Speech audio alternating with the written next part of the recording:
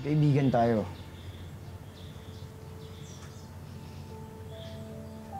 Oo nga. Po.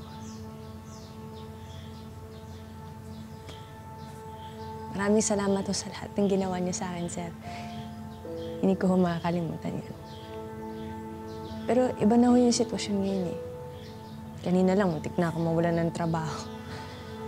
Pero okay na. Diba? Pa-warningan ka. Sir, hindi niyo po naiintindihan.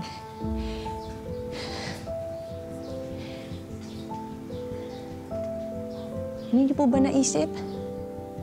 Nangyayari lahat ng to dahil close tayo. Dahil magkaibigan tayo. Si Aika ang may kasalanan nito. Siya ang gumawa ng gulo. Sir, ang dami ko na akong iniisip. Wala na akong panahon sa ganito, sir. Kanina lang, oh. Muntik na ako mawalan ng trabaho. Ang dami kong gustong gawin. Gusto kong makaipon para makapaghanda sa paghahanap sa tunay kong mga magulang. Tapos ano, mawawala lahat ng yun? Dahil mawalan ako ng trabaho? Sir, importante ho to sa akin. Hindi ko ho isasakripisyo to para lang sa ganito. Pwede naman tatulungan eh.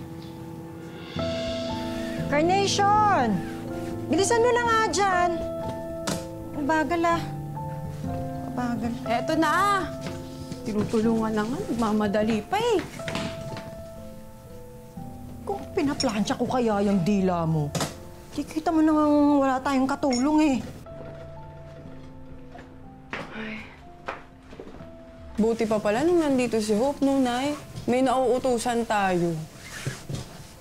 Eh, wala na nga eh. Andun na sa hotel. At ayun, feeling prinsesa pa doon. Katulong lang din naman. Makatanggap pa sa pera. At kasama pa yung mayaman niya na boyfriend. Naku, yung bruhang yun, kung sinuswerte nga naman eh, no? Sana pala hindi na lang umalis si Hope. Umalis si Hope? Tay? Chong, napaaga ka yata na uwi. Eh, susurpresahin ko sana kayo eh. Pero mukhang ako na sorpresa. Nasaan si Hope? Ha? Ano ba kailangan mo? Sabihin mo lang. Gusto mo ba ng pera?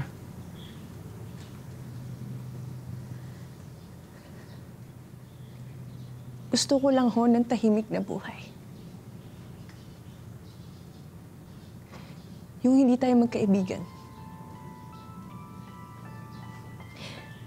Kaya pakiusap lang po, sir. Huwag niyo na akong guluhin. Pabayaan niyo na ho ako. Mabuti na yung ganito. Yung boss ko, empleyado niya lang ako.